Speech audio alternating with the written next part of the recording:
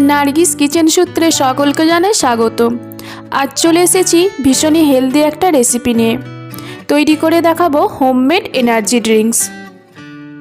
এই energy drinks আপনি কম খরচে স্বাস্থ্যসম্মত উপায়ে বাড়িতেই বানিয়ে নিতে পারবেন সহজভাবে। বাইরে থেকে বেশি দাম দিয়ে কেনার কোনো প্রয়োজন হবে না। রেসিপিটি প্রথম থেকে শেষ পর্যন্ত দেখতে থাকুন, আর ভালো লাগলে অবশ্যই লাইক, শেয়ার ও সাবস্ক্রাইব করে নেবেন। প্রথমে আমি একটা ফ্রাই প্যান নিয়েছি। ফ্রাই প্যানের মধ্যে দিচ্ছি 2 কাপ মাখানা। কম আঁচে মাখানা ড্রাই রোস্ট করে নিতে হবে। মাখানা আপনি যে কোনো গ্রোসারি শপ বা ড্রাই ফ্রুটসের দোকানে সহজে পেয়ে যাবেন।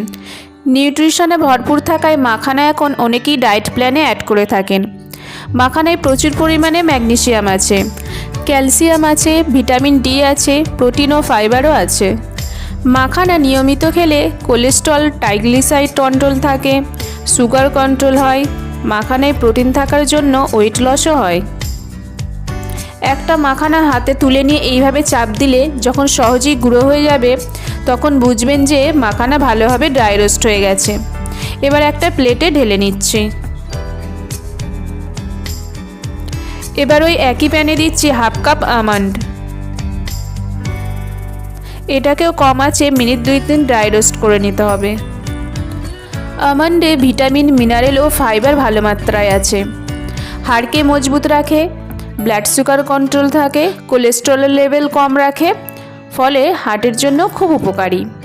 2 থেকে 3 মিনিট ড্রাই রোস্ট করার পর প্লেটে ঢেলে নিচ্ছি। এবার ওই সেম প্যানে দিচ্ছি 2 টেবিল স্পুন সাদা তিল, 2 টেবিল স্পুন পোস্তদানা, 2 টেবিল স্পুন তিসি বীজ বা ফ্লেক্স সিডস। সব কিছু কম আঁচে ড্রাই রোস্ট করে নিচ্ছি।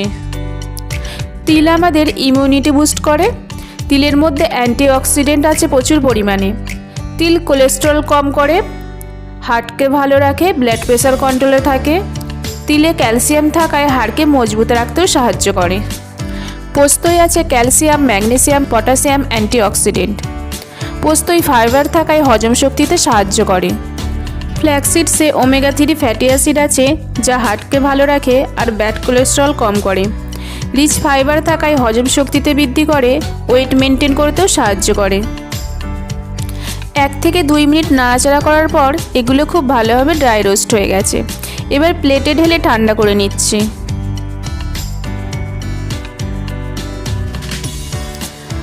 ঠান্ডা হলে মিক্সি জারে ঢেলে ফাইন পাউডার বানিয়ে নেব। আমি মিক্সি জারের মধ্যে 2 টেবিল স্পুন মতন মিছরি অ্যাড করছি। মিছরি এনার্জি বুস্ট করে, শরীরকেও ঠান্ডা রাখে, হজমেও সাহায্য করে।